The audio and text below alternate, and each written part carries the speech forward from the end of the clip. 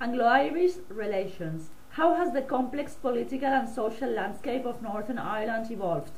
Due to close proximity to each other, there have always been relations between British and Irish. The first serious English attempts to settle Ireland began in the 1500s, but they weren't hugely successful. The next settlements were in the province of Ulster, in the north of Ireland, in the 1600s.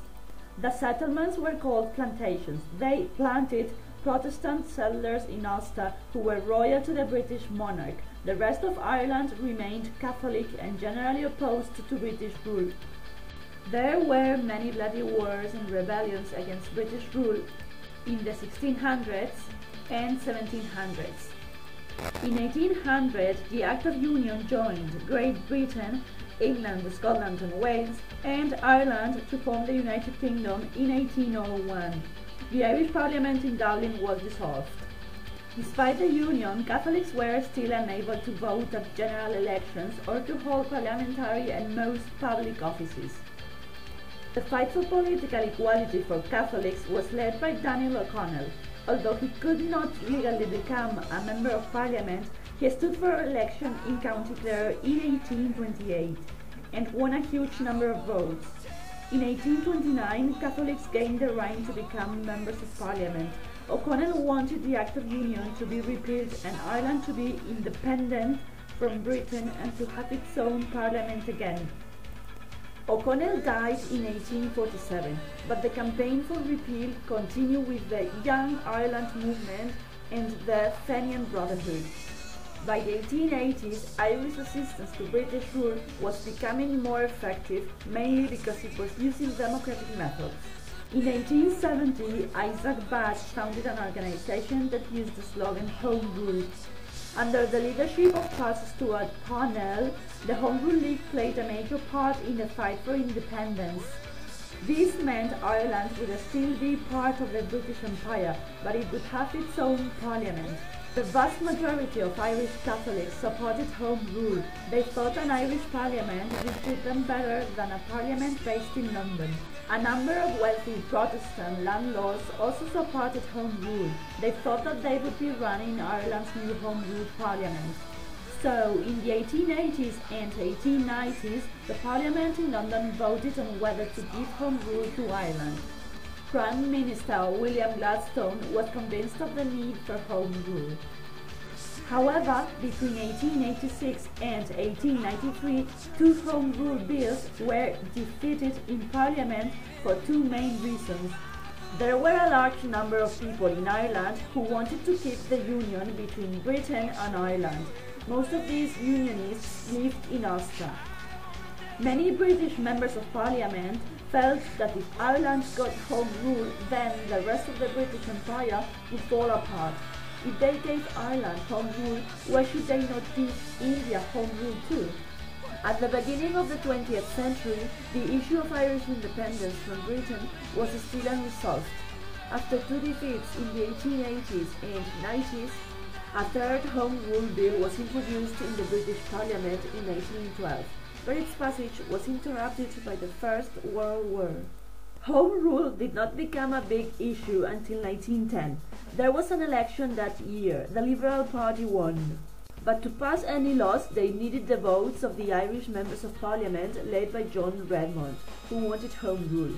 Redmond did a deal with the Liberal Prime Minister, Herbert Asquith.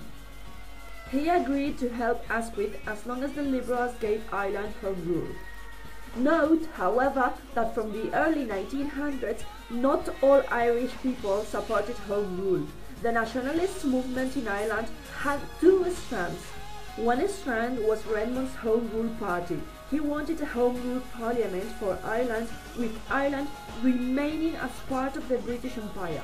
The other strand was more radical, wanting complete independence from Britain.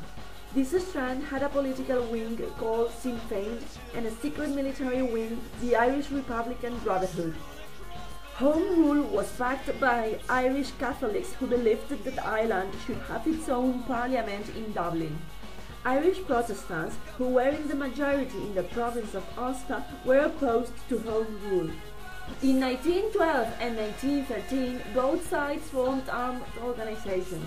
Unionists in Ireland, led by Edward Carson and James Craig, said they would fight rather than accept home rule. The Unionists formed the Ulster Volunteer Force and smuggled guns into Ulster. Nationalists in Ireland then formed their own army, the National Volunteers, often called Irish Volunteers, later the Irish Republican Army.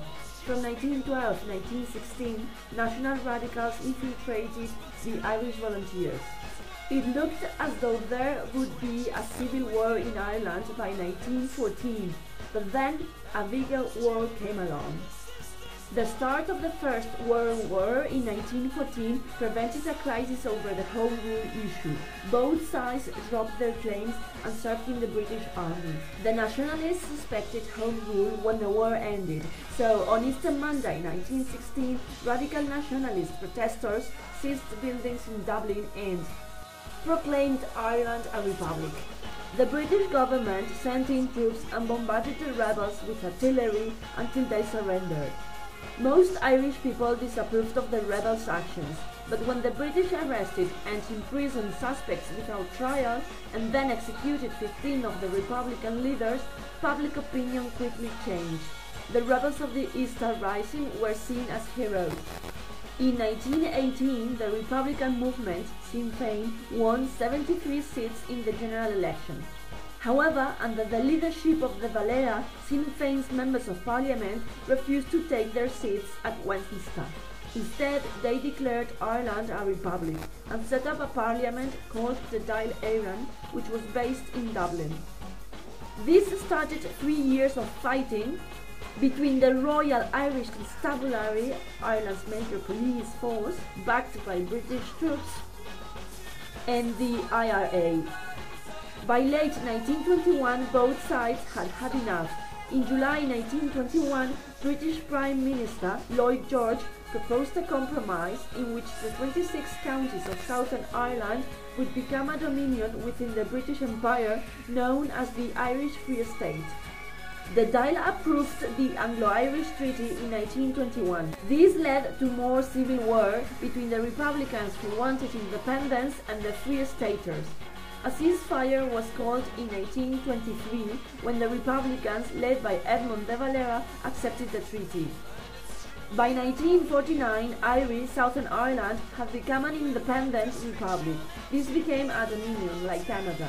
The 6 counties of Northern Ireland remained within the United Kingdom, although it had its own parliament in Belfast. As in India, independence meant the partition of the country.